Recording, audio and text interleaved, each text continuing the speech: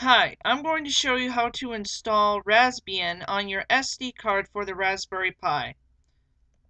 You're going to need to download two things, Win32 Disk Imager and the Raspbian distribution for your SD card. And I'll provide the links down in the show notes where to download this from. So it's really easy, just unzip the Win32 Disk Imager and run the application.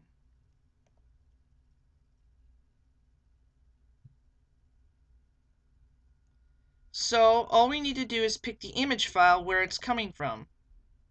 So we just select the Raspbian distribution that we've downloaded, and make sure you select the right drive letter for your SD card. Mine is D, as you can see, about 4 gigabytes.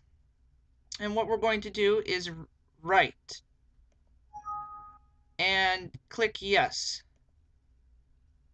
So it'll start burning that to the SD card. I'm going to pause the video and I'll be back when it's done.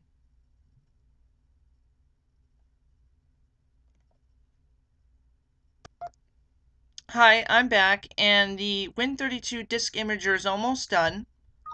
There you go, the write was successful. And that's it. All you have to do is just pop in your SD card into your Raspberry Pi and plug in the power.